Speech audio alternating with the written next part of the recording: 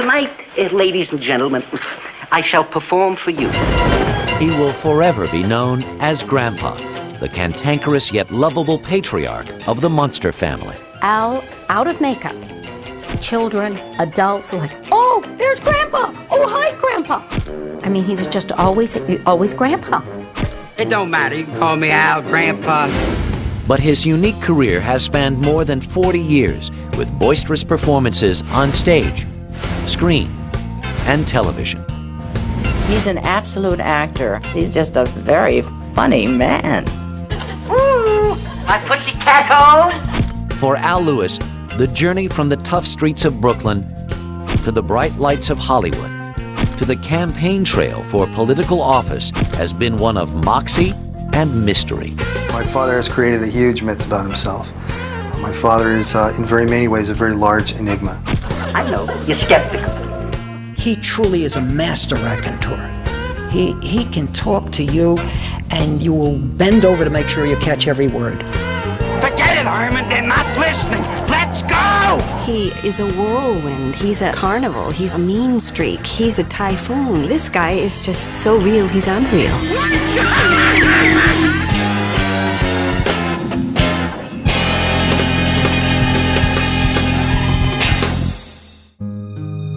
As America entered the 20th century, thousands of immigrants poured through the gates of New York's Ellis Island in search of freedom and prosperity.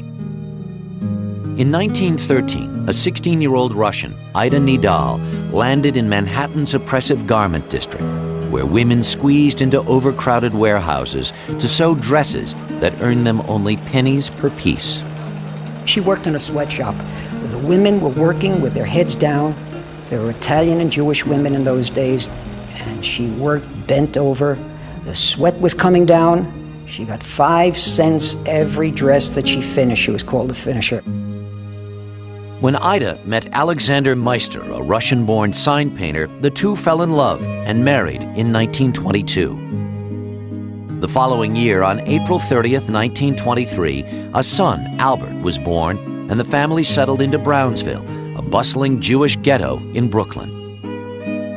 Over the next few years, Albert's family grew with the addition of 2 brothers, Philip and Henry. But in 1929, the 6-year-old's world was shattered when his father died in a fall from a painter's scaffold.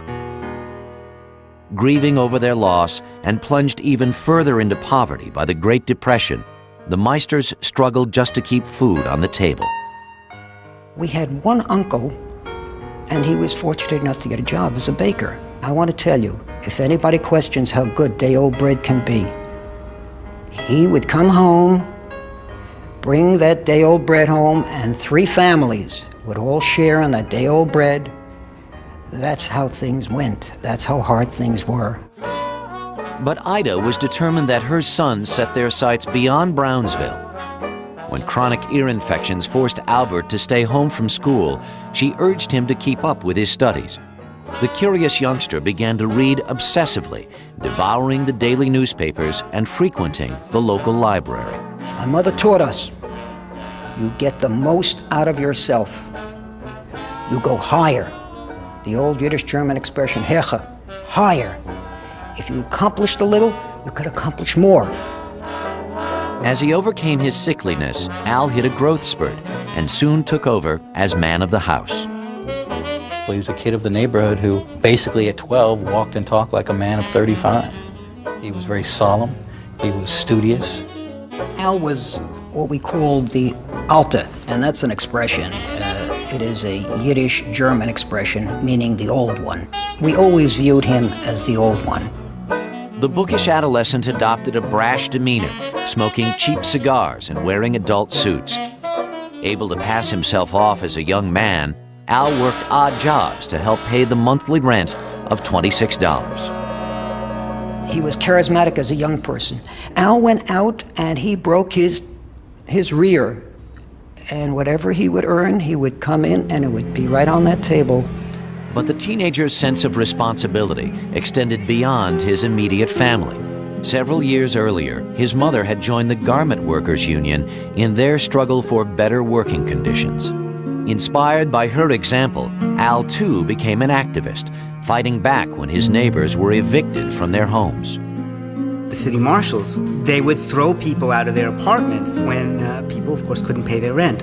Al would go back to the apartments with his friends and crowbar open the doors and move people back in, literally pick their furniture up off the street and put them back in. More stimulated by the streets than the classroom, the self-taught 16-year-old left high school in his junior year. He sought work wherever he could find it, even as a roustabout under the big top. He would disappear for months on end. He went, so to speak, where his calling was or where work was. He would just go off. Later on, I found out he had gone to work in a circus. Over the next few years, Al took a job as a carnival barker, peddled elixir with a traveling medicine show, and hawked peanuts at Brooklyn's Ebbets Field. By 1942, America had entered the Second World War, and patriotic young men rushed to enlist. Al did his part by signing up with the Merchant Marines. When peace was declared, the 22-year-old returned from his travels and recounted thrilling tales of his ship being torpedoed and nearly drowning at sea. With no clear plans for the future, he took a job at a resort hotel in upstate New York. He was a waiter in the Catskill Mountains in New York, and as a tradition, the service staff would put on a play at the end of the summer. Everybody liked it, they applauded, and these are almost his exact words. Once I got that round of applause, I said, this is what I want to do for the rest of my life. Having discovered that his larger-than-life persona made him a natural actor, Al returned to New York, excited to try his hand on the stage. The 26-year-old enrolled in Paul Mann's acting studio and adopted a new name, Al Lewis. He took the name Lewis from a Broadway actor. At that time, everyone was trying to hide from their ethnicity. Meister was a little too ethnic. To pay for the classes he shared with up-and-coming stars like Vic Morrow and Sidney Poitier, the young man took on a variety of jobs, from store detective to plumber's assistant to working with disabled children. But Lewis's enthusiasm for acting was overshadowed by the news that his indomitable mother, Ida, was stricken with cancer. He was devastated when she died in 1950 and became more determined than ever to live up to her high ideals. After several years honing his craft in acting school, Al Lewis pushed his way into the office of director Jose Quintero at New York's premier off-Broadway theater, The Circle in the Square. Jose Quintero's a giant in the theater. He willed himself, my dad, into that role, but chutzpah, moxie, whatever you want to call it, forced him into saying to this giant, I'm as good as anyone. I belong here. Lewis walked out of the theater with the role of Pat McGloin in Eugene O'Neill's The Iceman Cometh, starring Jason Robards Jr. The barroom drama opened in 1956 to outstanding reviews. Al's success stunned everyone, including a childhood friend, Marge Domowitz, who was delighted to discover her former neighbor in New York's hottest show. She had just come back from 2.5 to 3 year stint working for the United Nations overseas. She was wise beyond her years. She was at 21, effectively a world traveler, which is tremendous. Certain that Marge was the woman for him, Lewis demanded her hand in marriage. On their 19th date, Marge agreed, and the two were wed on November 1st. When their son David was born 2 years later, the family settled into an apartment filled with books and literally crawling with pet reptiles, Al's latest hobby. And as his family grew, so did his career. The actor began landing guest spots on such television programs as The United States Steel Hour, The Phil Silvers Show, and Route 66. I don't care what you say. That kid ain't no psycho. He had more brains, more chutzpah, more moxie than any guy who ever bellied up to this plank. And that's saying something, mister. Now look, it's past closing Now time. try to get this through that thick skull of yours, will you? He's in danger. And you're a cop. All right, let's try it again. Where is he? I told you, he took off. Where? I told you, with Red. And you don't know where she lives? That's what I said. You're a liar. And you're a cop. Al's success in television, however, didn't stand in the way of his stage career. After appearing in several short-run Broadway productions, Lewis hit pay dirt in 1961 with the smash musical Do Re Mi, in which he played a gangster opposite Phil Silvers and Nancy Walker. By now, the bold kid from Brownsville had carved a niche for himself as a sought-after character actor. But it would take two unlikely roles on the small screen to make Al Lewis a household name.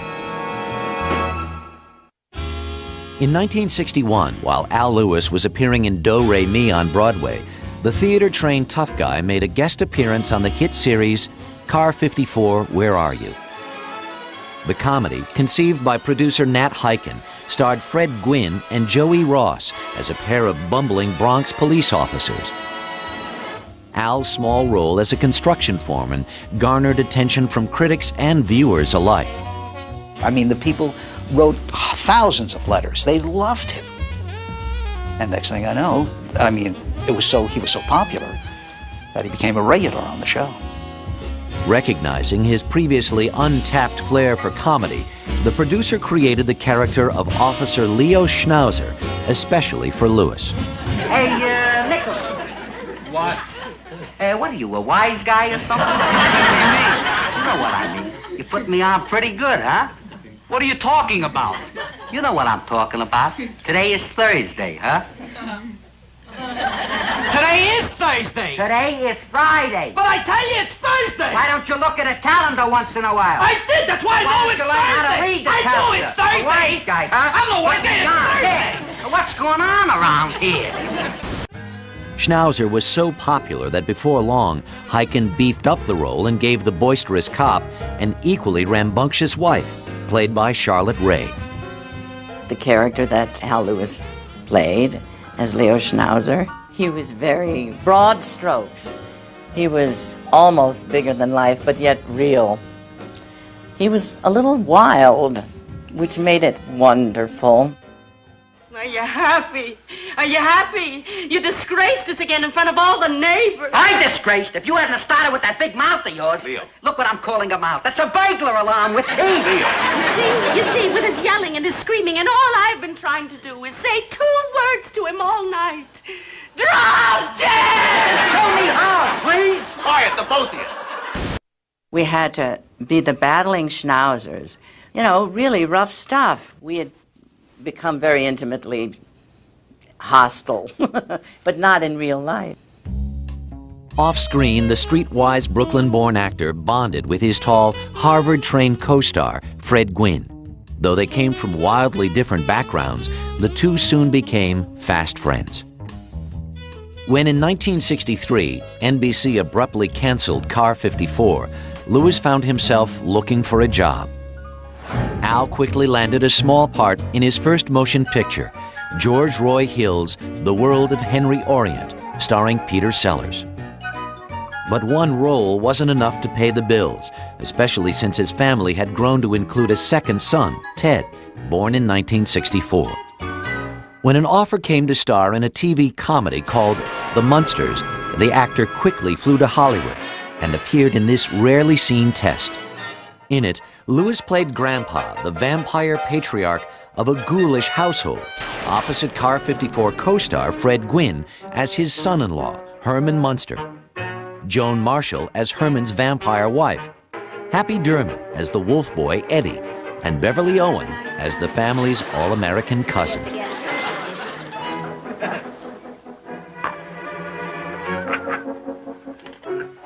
Unsatisfied with the outcome, Universal reshot the pilot in more traditional black and white, with new cast members Yvonne DiCarlo and Butch Patrick.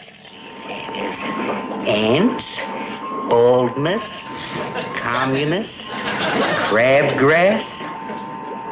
Crabgrass potion. Oh, that stuff makes a wonderful crabgrass. On September 24th, 1964, The Munsters premiered on CBS. The same month also saw the debut of such escapist fare as Bewitched and rival monster program, The Addams Family. I like to call it like an escapism, and these kind of shows that had no basis in real reality were very popular because they were, they were simple, they were warm, they were non-threatening, there was no real violence. The Munsters was an immediate hit and remained unaffected by the mid-season recasting of Marilyn with actress Pat Priest. Audiences loved Grandpa, who attempted to solve his family's problems with concoctions, potions, and spells. Unfortunately, the cantankerous sorcerer often forgot the proper recipe. He was sweet, he was kind of bumbling. You might have felt sorry for him because he was always kind of not getting things right and he was flubbing up. I'm gonna turn on the machine full blast.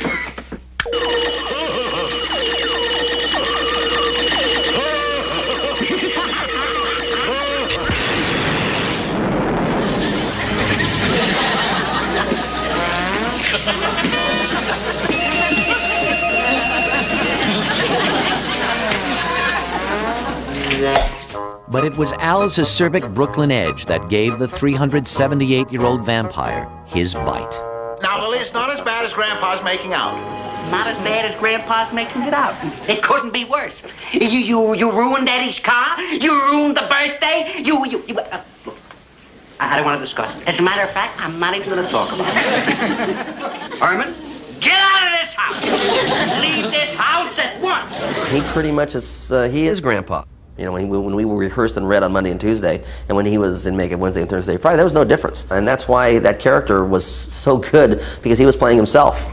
The series also benefited from the chemistry Lewis shared with his co-star, Fred Gwynne.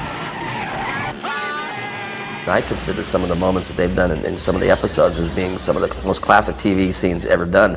They just had a real rapport and they worked well with each other, and they really were up there, as far as comedic teams with, Laurel and Hardy, Abbott and Costello, you name it. Sorry, but the paper was on my side of the line. It wasn't. It happened to be lying right in the middle of the white line.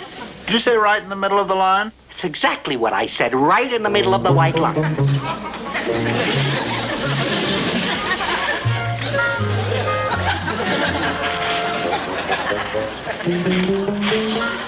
The two spent hours together, developing sketches and suggesting creative ideas to the producers, like adding a family pet, a dragon named Spot. Oh, hi, Spot. Well done, please. Both Fred and Al had a tremendous input. They would add lines, between the two of them, would work up, a way to do something, or why don't we try this? When they were showing me around Universal in their costume, I could see that they were deeply loyal, really genuine buddies. It was a lovely thing to see. Fred became one of his closest, dearest lifelong friends. The families were close. It was early enough in their careers that I don't think any egos were involved, and they learned with each other. By the age of 42, the actor had succeeded beyond his wildest dreams. In Grandpa Munster, he had found a role perfectly suited to his larger-than-life personality. But how long would audiences remain under the spell of TV's mischievous mad scientist? Al Lewis was about to find out. By the fall of 1965, Al Lewis's face was one of the most recognizable in America. Grandpa Munster was plastered on hundreds of items, ranging from paint sets to lunchboxes to hand puppets. How popular was the Munsters? Munster cars, Munster coaches, models. Somebody even tried to come up with a Munster coach-style bicycle. With the popularity of the show surging, Al soon found his off-screen hours filled with promotional appearances. There's Al Lewis of the Munsters and Rita Lee. Somebody told me you live in a zoo. Now, you have a hobby. Now, what is it? Like reptiles and amphibians. Snakes, turtles, tortoises. Do you mind if we have our picture taken? The actor's success allowed him to move his family to suburban Sherman Oaks, California, and within months, the Lewises welcomed a third son, Paul. Living so close to the studio, Al frequently enjoyed bringing his older boys to work with him. My dad, he would take me to the set and I would be King David. You know, I get to sit in a big, tall chair, and people bring me stuff all day long. Now, I would recommend every child in America should have that experience. Be king for a day. I loved it. Lewis hit his stride as the hit series continued into its second season and cheerfully endured 14-hour days, which started with 2 hours in the makeup chair. But he became frustrated as the show's writers began recycling old routines and worn-out gags. The show for a while ran on its just the uniqueness and the novelty act that it was. After a while, there's only so many times you can go to the well of these type of jokes that we'd already done twice. In the spring of 1966, CBS decided to cancel the Munsters after only 2 seasons. But before Al was able to hang up his cape, Grandpa was called upon for one more performance. Universal decided to put the creepy family on the big screen in a Technicolor motion picture entitled Munster Go Home. Herman Munster inherits a fortune and a castle full of homicidal relatives. This is the secret of Munster Hall. Call the police. Right. Get the FBI. Will do. Call Scotland Yard. Right now. Phone Batman. I got it. The car 54, where are you? It's frightfully funny. Despite its extensive promotion, Munster Go Home was a disappointment at the box office, leaving the 43-year-old actor out of work and with almost no income.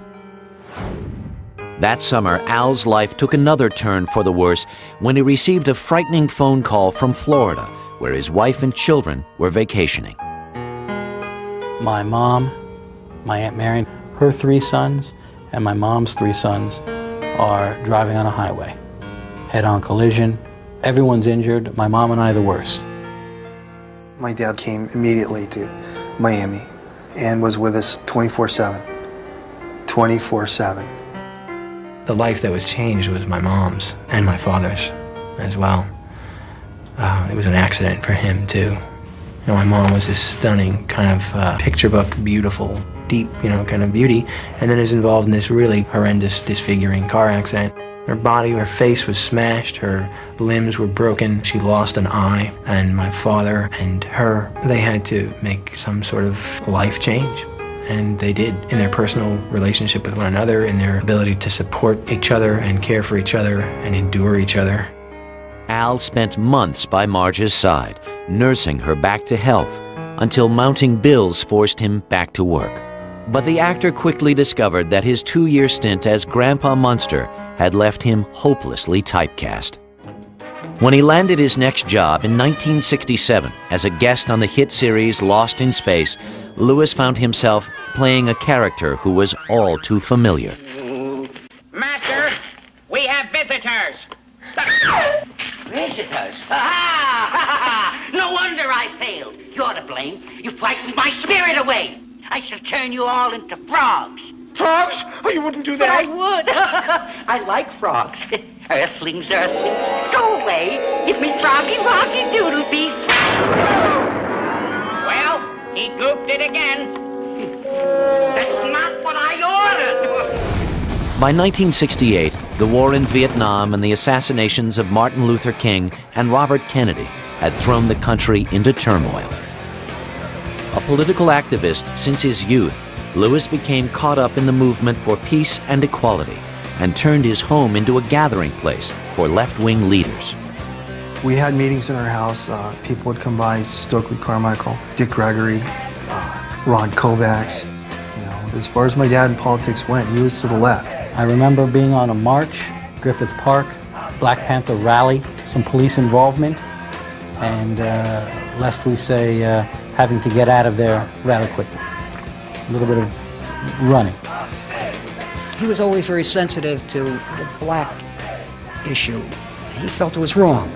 He was always a political person. He was always an underdog rooter. And I say it goes back possibly to my mother. Al's concern for the disadvantaged was not restricted to the political arena. His tremendous enthusiasm for basketball gave him the opportunity to lend a hand to underprivileged high school students. Lewis's keen eye for basketball talent earned him a reputation as one of the sport's best scouts, and over the years, his expertise was highlighted in the pages of Sports Illustrated. He loved the game. More importantly, he loved the kids that played the game. So he felt that if he could tell a coach about a kid who is deserving of a scholarship, and otherwise he gets no education, he did it. People are the ultimate spectacle. And now you're going to see it, Yowza, the Derby!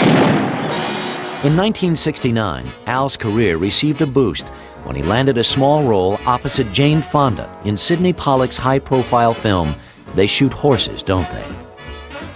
He was cast as Gig Young's henchman in the story of a dance marathon set in the 1930s. My father's role is sort of marginal in terms of screen time, but he manages to really exude a kind of menace that is just a perfect expression of the character that he's playing. The film was a critical and box office success, but it didn't improve the actor's luck in securing other dramatic parts.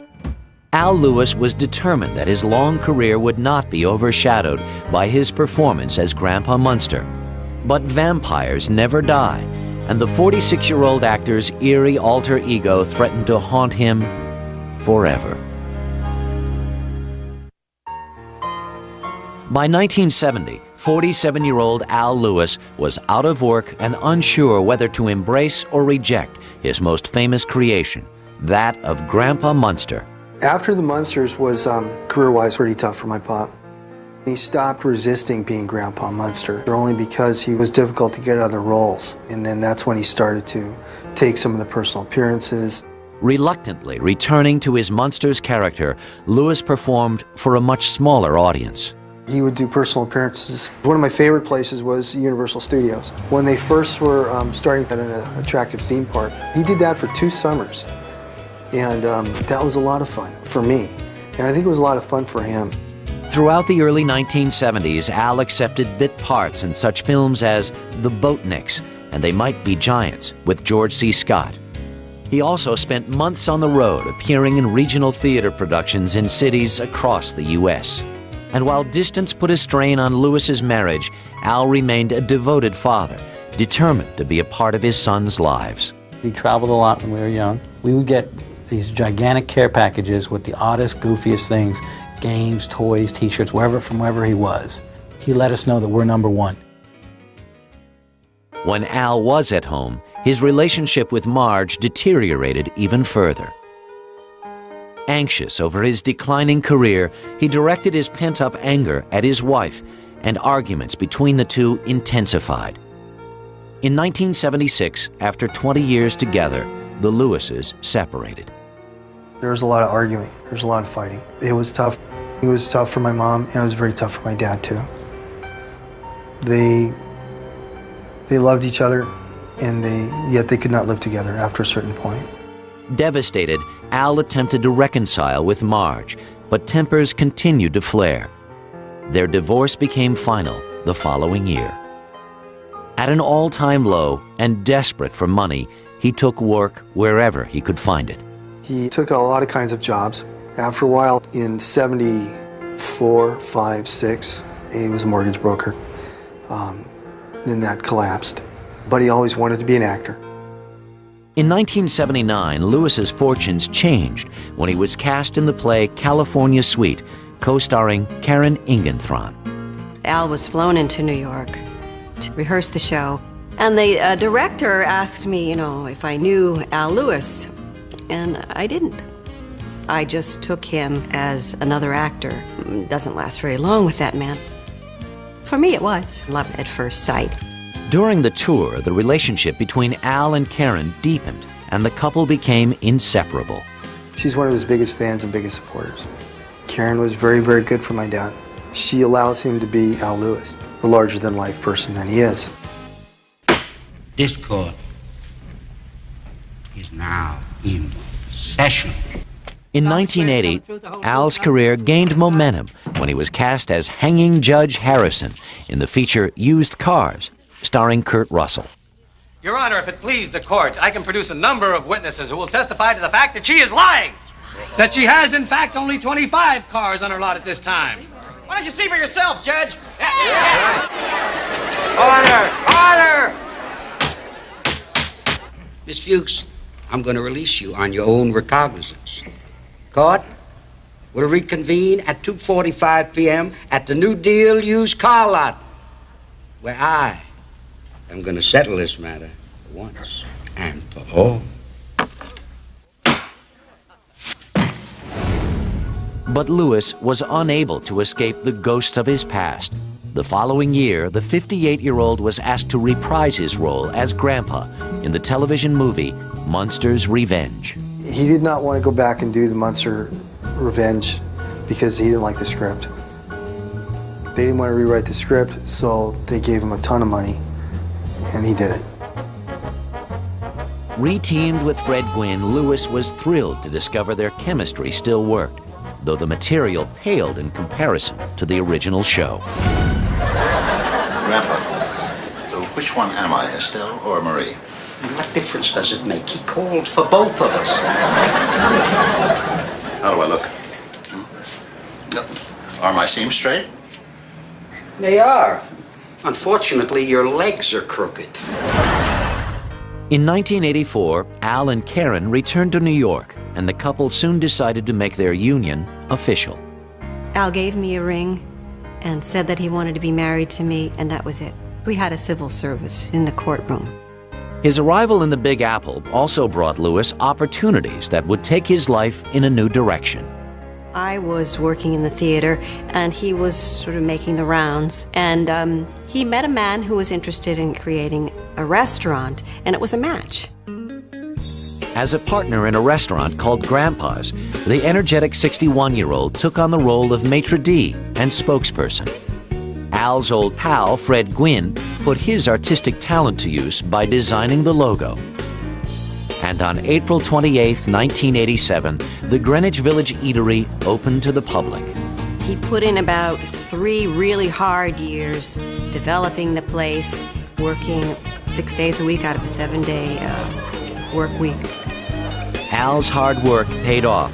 Thousands of visitors from all over the world poured through the doors to meet the brash proprietor, known to them all simply as Grandpa. Grandpa is here. It's all right.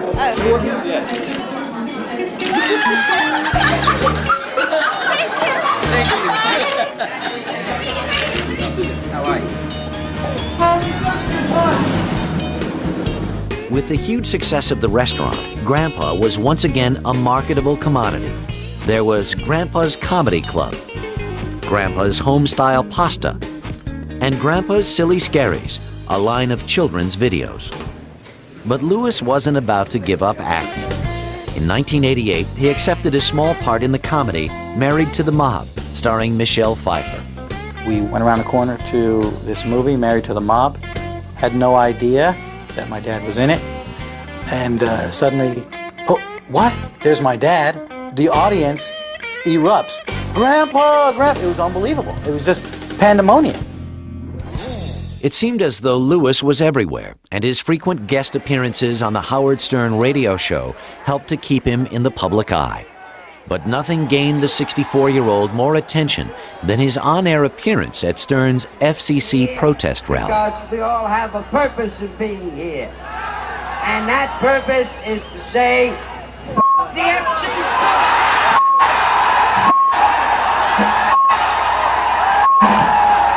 All right, Grandpa, get out of here.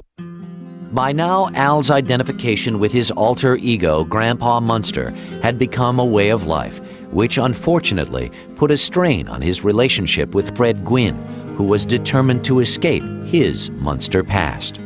But in 1993, when Gwynne was diagnosed with terminal cancer, the two shared a brief but meaningful reconciliation. The type of cancer that Fred had, pancreatic cancer, like a bullet, fast, very, very tough. A chapter of my dad's life had died. While still mourning the loss of his friend, Al was approached by filmmaker Charles Dumas to star in a short film about racism. The Garden is the profound story of a Holocaust survivor befriending an out-of-work black history professor. He was invited to do it because Charles Dumas knew him and because they both wanted to create this kind of film. People use it for teaching. From time to time, it's shown at a festival. It's a very, very special film. I told you, Abel, this is all your fault. My fault. My fault.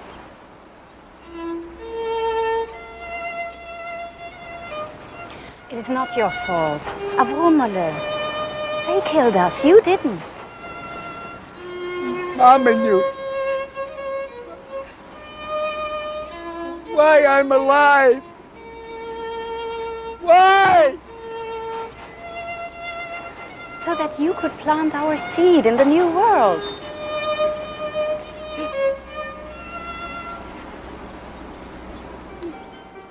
Soon after completing the garden, the 70-year-old grew tired of the nightly grind at Grandpa's and decided to quit. Within months, the establishment closed its doors forever. He had walked away from the restaurant business, but Al Lewis was about to step into a much bigger arena. It's great to be back.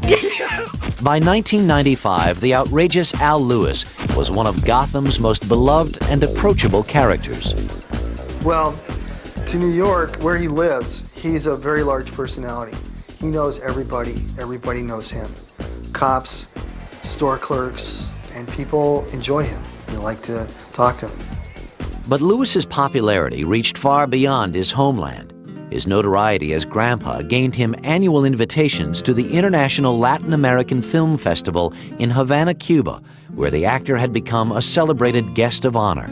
He goes because he likes to go and he likes the people. But it's also in part because of his interest in these issues of justice and struggle. And so he brings some medical equipment, you know, packs up suitcases of things that they need because they're in hard times.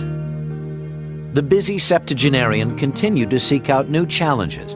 After accepting a cameo spot as his old character, Leo Schnauzer, in the feature-length remake of Car 54, Where Are You?, Al found another outlet for his creative energies. By the late 1990s, Al's passion for politics inspired him to host his own radio show on the New York listener-supported station WBAI. I'm not a politician, I'm a performer. But I know the politics better than they do. Well, I and a bunch of my friends were listening to his radio show on WBAI. At the time, I had no idea that Al was a lifelong political activist. Looking for a gubernatorial candidate who could earn enough votes to put them on the ballot permanently, the Green Party was drawn to the charismatic former vampire. The Green Party approached him and asked him if he would run for governor. I don't think you could have seen two more stunned people than Al and myself when we played our answering machine 2 or 3 times to see if we were hearing right. On August 18, 1998, Al Lewis announced his candidacy for the governor's seat. Without a campaign fund, he canvassed the state, visiting cities small and large. Before us, everybody here, I don't care what you think of him, owes it to Malcolm X. He would go take trains, buses, to Rome, New York, Syracuse, little bars, meet with 15 people, hear what they had to say. It was unbelievable. I mean, the guy's energy level was shot up 1,000%. Now more in the public eye than ever, Lewis gave interview after interview. But when reporters dug into the actor's past, they were unable to verify many of Al's assertions. Born April 30th, 1910. I've been doing this as a performer since 1922. I taught a specialty. I have a degree in education. I also have a degree in child psychology. Dad has a habit, he's made a lifelong habit of telling too many stories that probably couldn't all be true at the same time. He has this kind of, well, creative habit of mythologizing certain aspects of his life, and he blows certain events up out of proportion. At a time when many politicians found themselves on the defensive, the 75-year-old candidate was undaunted by the scrutiny. Although he lost the governorship to George Pataki, Lewis had put the Green Party permanently on the ballot. He did the impossible. On virtually no money, he went up and down the state, doing interview after interview, and he got 52,000 votes. In the fall of 1999, the aspiring politician once again astonished his public when he announced that he would run for U.S. Senate against Hillary Clinton and Rudolph Giuliani. I heard on the news something about that he was going to run opposite Hillary Rodham Clinton for senator. I don't know what this is all about. Is this madness or is it for real? What's going on around here?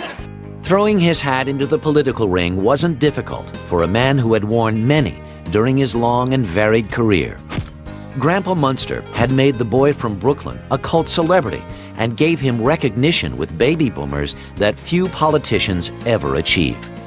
By the year 2000, the Munsters had been on the air continuously since its debut, and a host of merchandise still flooded the markets. He's so well known. Al on Broadway shows. And that doesn't matter. It's how many millions of people he reached doing Grandpa. Well, that's as much as I can do. After a lifetime in the public eye, Al Lewis had never tired of combining show business, politics, and a genuine concern for the people around him. He does have a flair for being the cranky old guy, and he's really not. I mean, he's really a sweet guy. He's rough, man. He is tough. He has that ability to make you feel on the defensive all the time. But he does it in a way where it's love all the way. It's like he's a natural disaster. He comes through like a tornado and you're never the same.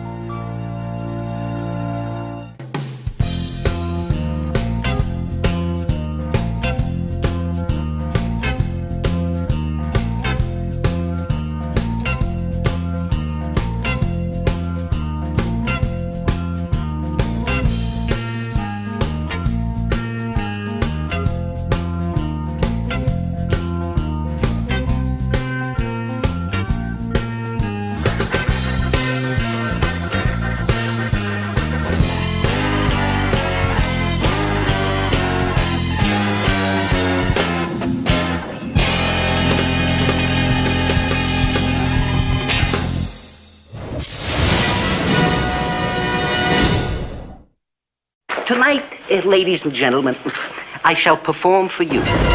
He will forever be known as Grandpa, the cantankerous yet lovable patriarch of the Munster family. Al, out of makeup. Children, adults, like, oh, there's Grandpa. Oh, hi, Grandpa. I mean, he was just always Grandpa. It don't matter. You can call me Al, Grandpa. But his unique career has spanned more than 40 years with boisterous performances on stage, screen, and television. He's an absolute actor. He's just a very funny man. Ooh, my pussycat home. For Al Lewis, the journey from the tough streets of Brooklyn to the bright lights of Hollywood to the campaign trail for political office has been one of moxie and mystery. My father has created a huge myth about himself. My father is, in very many ways, a very large enigma. I know, you're skeptical. He truly is a master raconteur. He can talk to you, and you will bend over to make sure you catch every word. Forget it, Herman, they're not... 23, a son, Albert, was born, and the family settled into Brownsville, a bustling Jewish ghetto in Brooklyn. Over the next few years, Albert's family grew with the addition of two brothers, Philip and Henry. But in 1929, the 6-year-old's world was shattered when his father died in a fall from a painter's scaffold. Grieving over their loss and plunged even further into poverty by the Great Depression, the Meisters struggled just to keep food on the table. We had one uncle, and he was fortunate enough to get a job as a baker. I want to tell you, if anybody questions how good day-old bread can be, he would come home, bring that day-old bread home, and 3 families would all share on that day-old bread. That's how things went. That's how hard things were. But Ida was determined that her sons set their sights beyond Brownsville. When chronic ear infections forced Albert to stay home from school, she urged him to keep up with his studies. The curious youngster began to read obsessively, devouring the daily news responsibility extended beyond his immediate family. Several years earlier, his mother had joined the Garment Workers Union in their struggle for better working conditions. Inspired by her example, Al too became an activist, fighting back when his neighbors were evicted from their homes. The city marshals, they would throw people out of their apartments when people, of course, couldn't pay their rent. Al would go back to the apartments with his friends and crowbar open the doors and move people back in, literally pick their furniture up off the street and put them back in. More stimulated by the streets than the classroom, the self-taught 16-year-old left high school in his junior year. He sought work wherever he could find it, even as a roustabout under the big top. He would disappear for months on end. He went, so to speak, where his calling was or where work was. He would just go off. Later on, I found out he had gone to work in a circus. Over the next few years, Al took a job as a carnival barker, peddled elixir with a traveling medicine show, and hawked peanuts papers and frequenting the local library. My mother taught us, you get the most out of yourself. You go higher. The old Yiddish-German expression, Hecha, higher. If you accomplished a little, you could accomplish more. As he overcame his sickliness, Al hit a growth spurt and soon took over as man of the house. He was a kid of the neighborhood who basically at 12 walked and talked like a man of 35. He was very solemn. He was studious. Al was what we called the Alte, and that's an expression.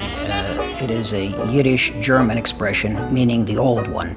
We always viewed him as the old one. The bookish adolescent adopted a brash demeanor, smoking cheap cigars and wearing adult suits. Able to pass himself off as a young man, Al worked odd jobs to help pay the monthly rent of $26. He was charismatic as a young person. Al went out and he broke his rear. And whatever he would earn, he would come in and it would be right on that table. But the teenager's sense of Let's go! He is a whirlwind. He's a carnival. He's a mean streak. He's a typhoon. This guy is just so real, he's unreal.